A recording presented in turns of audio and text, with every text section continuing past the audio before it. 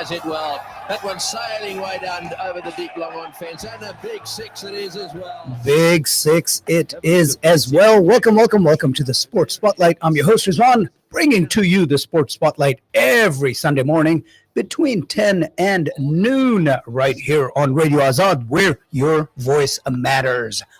972-501-9390 is the studio number. I'm going to have, my cricket guest calling in. Let's see who it's going to be. I might have to figure out a way to merge a couple of different guests in today.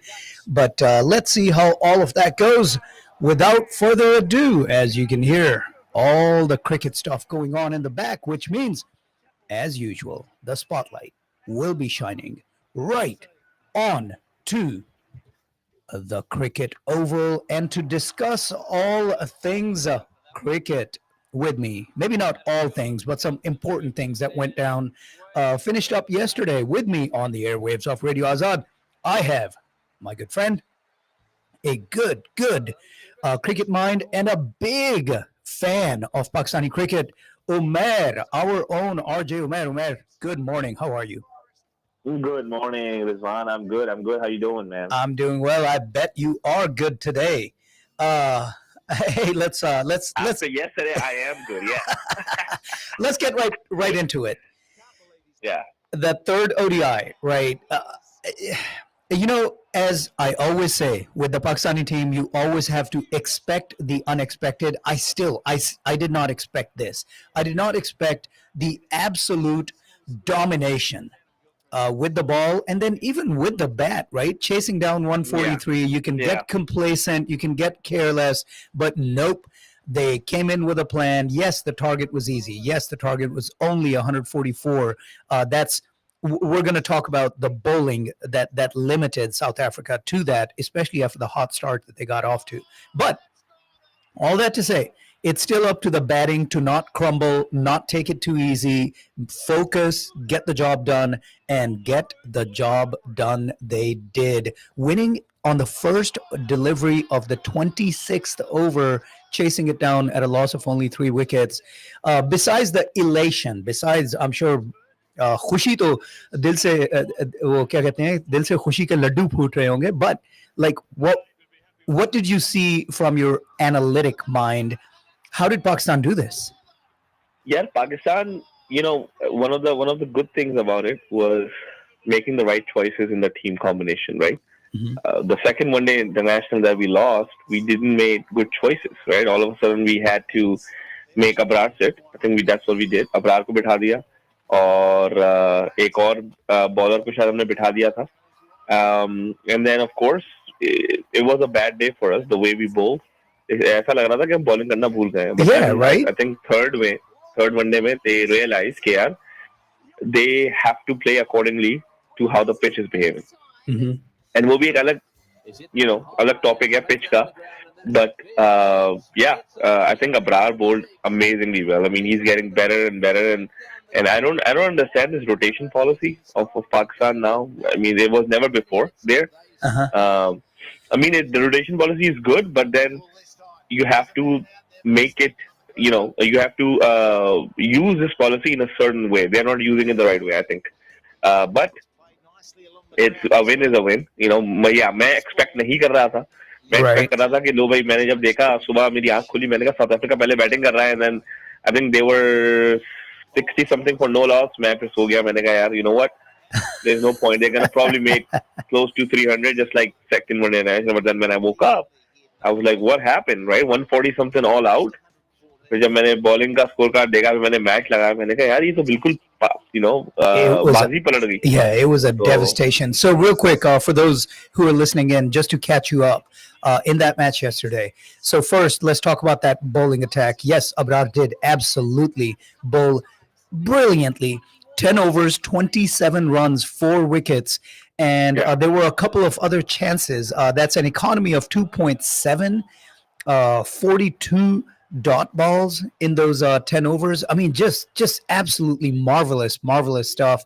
Only giving up 3 boundaries. with 3 4s, no 6s. I mean, just absolutely wonderful. But I would be remiss if I did not. Now, Shaheen Shah Afridi only bowled 4.5 overs, but those early 3 overs, it was brilliant. It was They were really limiting, good. right?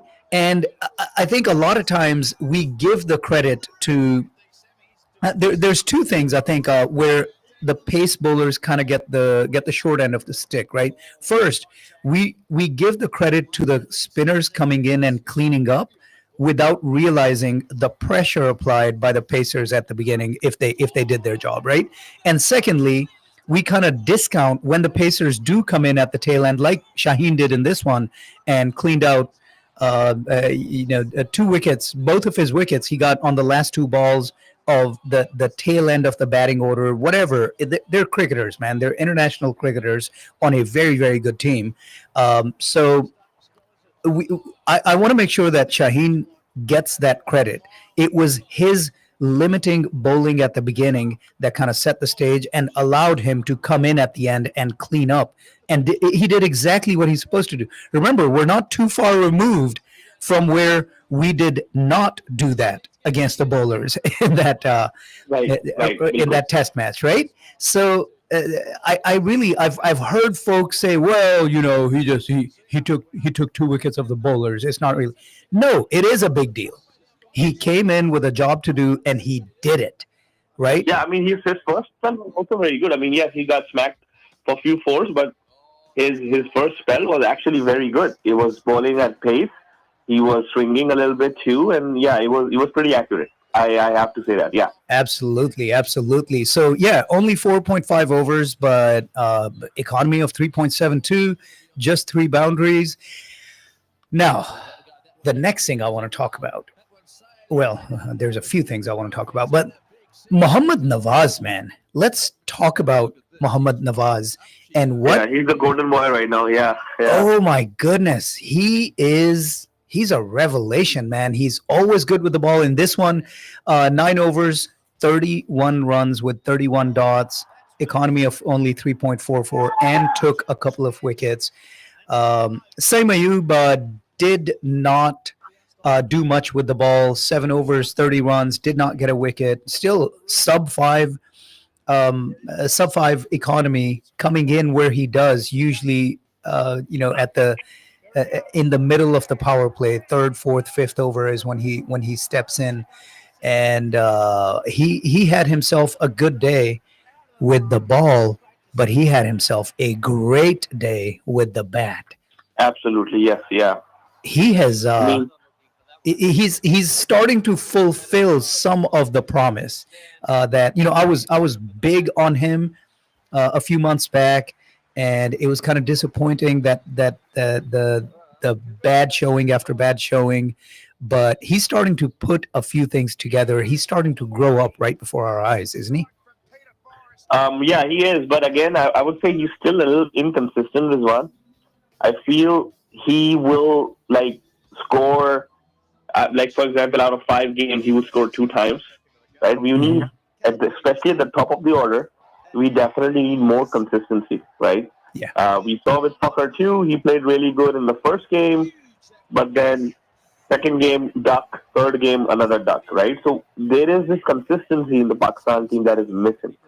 Right? And when you talk about Nawaz, I think he's the only consistent player who's actually performing consistently, whether with the bat or with the ball. Yeah. And he's in a really hot form right now, and which is really nice. We don't have an all-rounder. He's one of the best all-rounders that we have, and he's shining in every game. Well, there you go. But yes, I think there needs to be more consistency up the order, and so that we can, we have to play attacking cricket. This is how it is. If you just gonna play singles and doubles, that's not gonna work out. Because what you're seeing is Saim Ayub, when he plays freely, he scores runs. He does. When he's washed down, he can't score a single or can't score a boundary. That's where pressure comes to him. Man, you're channeling your inner Uzair right now. I thought you were gonna be all yeah, Pakistan, we won. We're the best team. We're gonna win the World Cup. We're gonna do everything, because Umair is more of a fan. Jose is more of from a fan's perspective, a hater, but really he's more analytical and pragmatic. He just looks at what the flaws are, what the mistakes are. Yeah. But yeah, no, look, it's a big win, big series win. South Africa is a strong team, and after the way things looked in that second ODI, I thought it was just going to be an avalanche and the Pakistani team was going to get buried under it. So kudos to them for showing that mental fortitude, coming through, winning this one easily Right. by 7 wickets with 149 balls remaining. I mean, what else can you say? It was an absolute domination. I would be remiss if I did not talk about, on the other side, the comeback century of Quentin de Kock. Quentin de Kock, yeah. Yeah, this guy is in a different league. He comes after 2 years, and then he scores a century, man. I mean, it seems like he never went. Yeah, the way he played, he's just amazing. He's an example what fitness is, right? He kept 50 overs, right, behind the wickets. Yeah, and then he came, opened the innings, and scored 100. Man, I mean that's, and I think he was not out, if I'm correct. So that's what. So kind of almost 90 overs he played. Yeah. Right? So because South Africa scored in 40 overs. Absolutely. So just the fitness, you can tell. The fitness matters so much in today's times that if you're fit, you will score. You will, put some sort of effort in the win of the team. So I think that matters a lot, and he's amazing. Absolutely. So just to clarify, that was the century and the not out was in the second match. In this one, he got a 50. Yeah. In this one, he got. But again, he set that. He and Pretorius, that was huge, man. When they started, and they were at after 10 overs, they were sitting at 50, 55 with no outs, and we thought we were in for it. So it wasn't until Pretorius, when he fell, it was the first loss at 72 in the 15th over. Right. Even then, it looked pretty bad. But then, even at that time, it looked like it's going to be a high-scoring game for sure. Yep. But then I think that ball that it was Agha Salman to one of those. I think it was a left-hander. That was a googly. Yeah. I think that just it's all about the mind game, right? Because then the batsman starts to think that the ball is spinning a lot, it's not bouncing a lot, or whatnot. That's what I think South Africa got really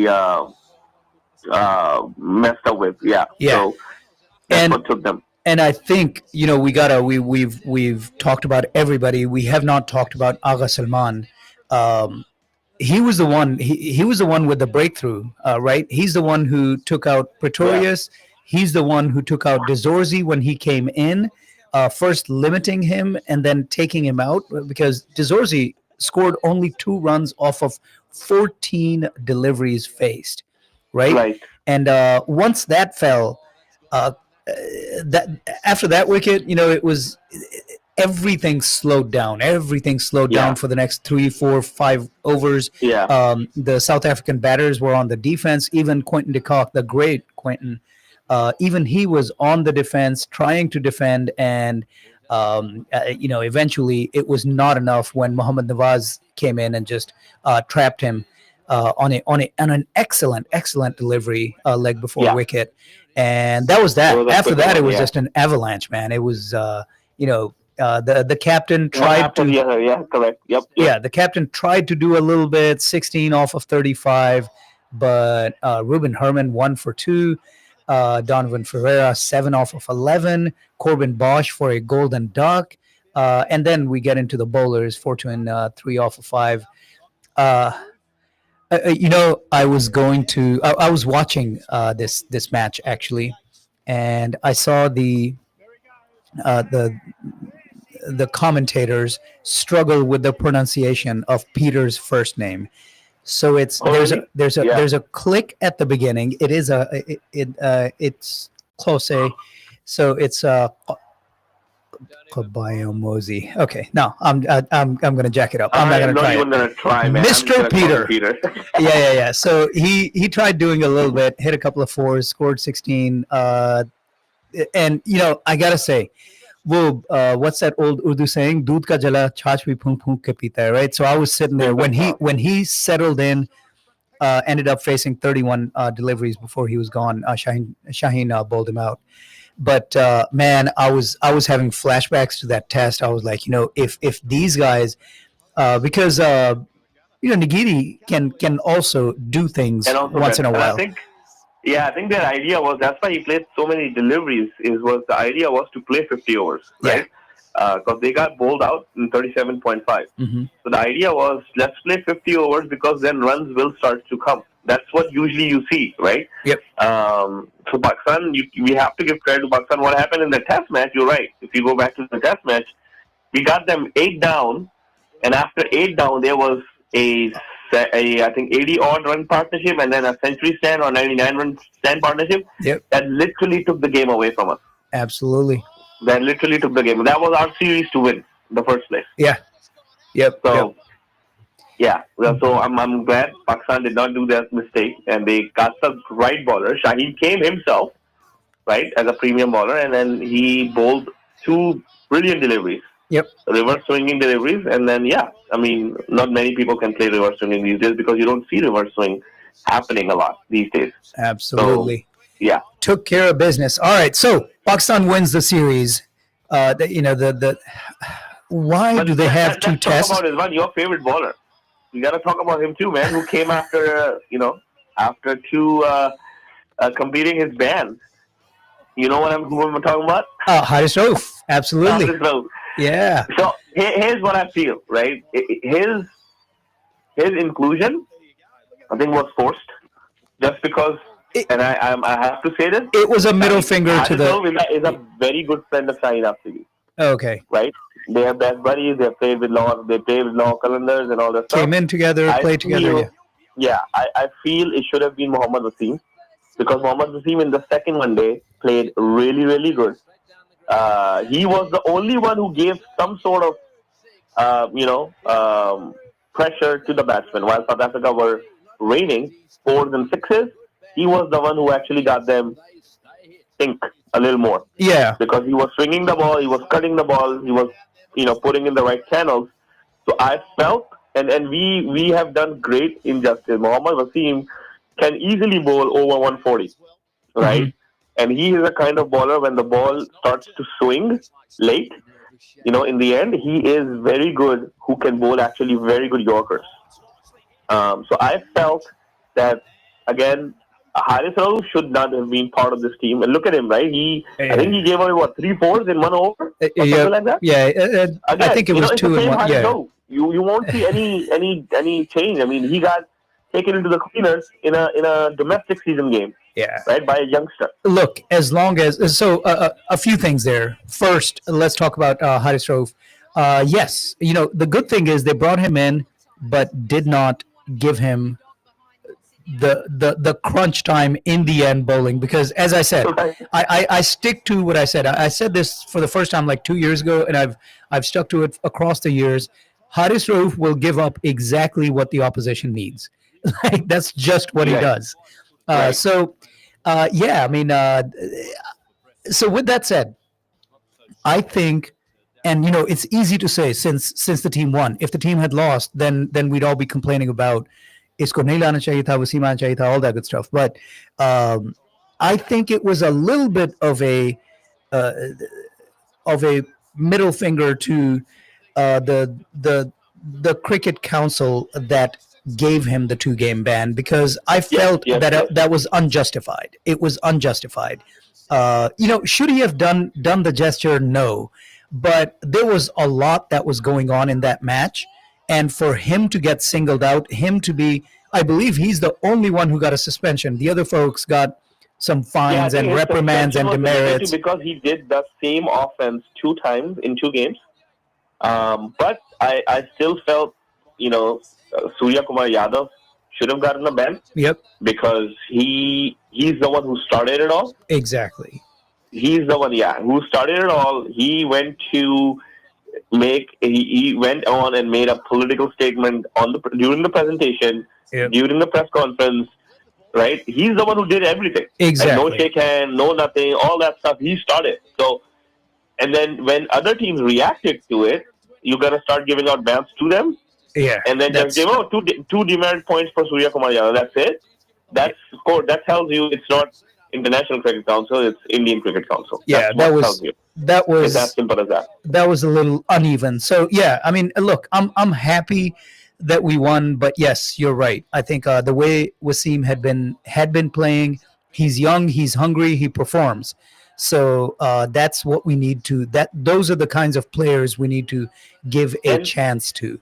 yeah, and the good thing is about him is right, Rizwan, he can bat too. He can hit some good sixes too if needs be, right? Yep. He was the only player I think in the last one day international World Cup in India that actually performed good with the ball.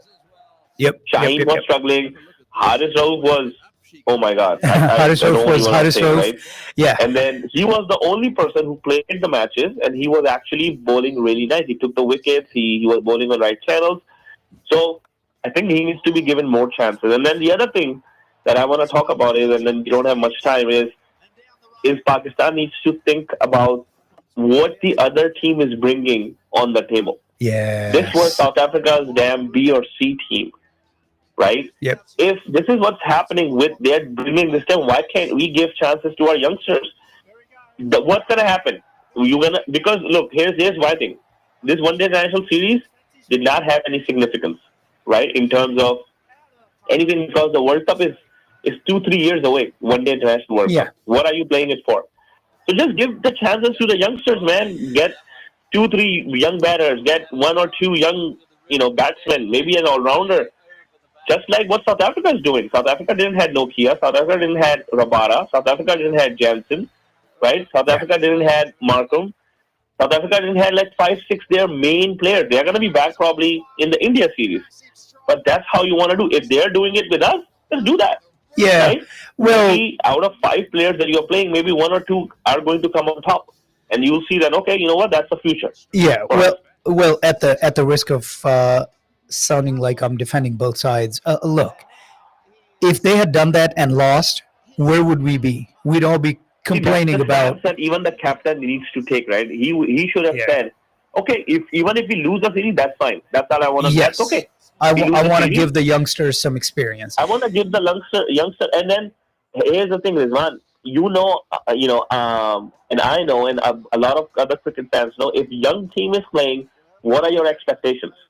You expect them to, okay, you know what, हार गए, कोई बात नहीं. Young team Gain खेली some है यार, वो तो experience. हारना था. Yeah. Expectations कम हो जाती है. But That's then you true. have Babar, Rizwan, everybody, all that stuff. Then you expect, हाँ हम तो जीतेंगे. But then you lose in the second game with a B or C team South African time brutally. And that's They alarming. murdered you, Yeah. right? So that's why I say, and then in the next series I think is with Sri Lanka. Sri Lanka is already in Pakistan now. Yesterday I think they arrived.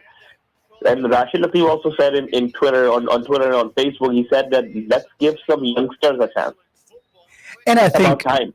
yeah, Look where India is going. Look where Australia, South Africa is going. They're giving their youngsters a chance, right? Let's do that. There are so many young individuals who are scoring in domestic circuit. If you're not going to look at that domestic structure and see, okay, they're scoring in domestic structure, you have to give some sort of respect to the domestic circuit and bring players from there. wow. That's what I feel. So yeah, well, you're going to be disappointed because did you hear? They just announced they're dropping Hassan Nawaz from the Sri Lanka series.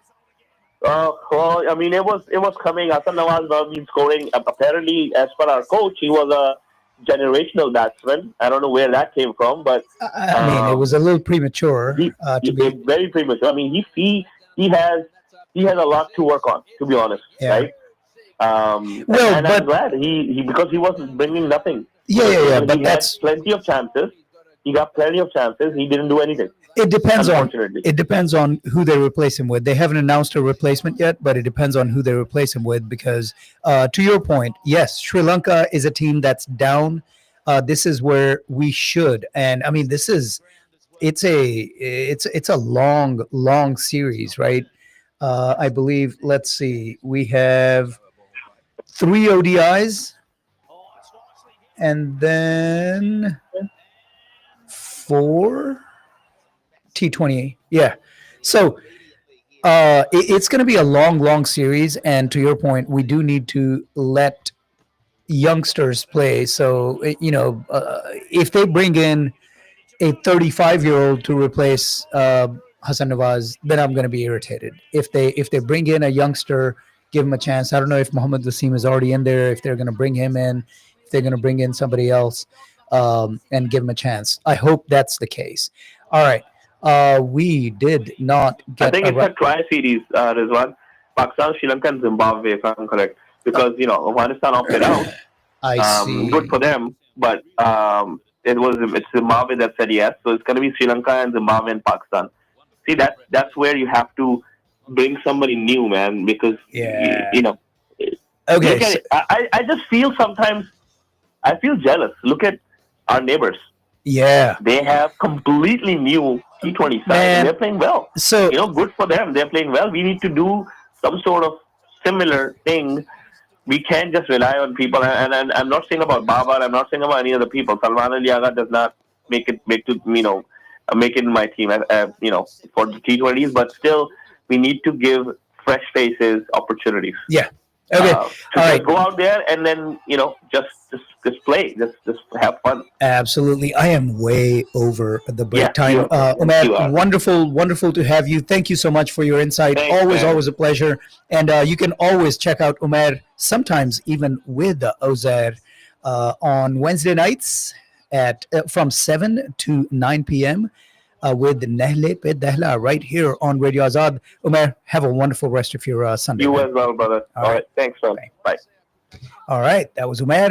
Good insight.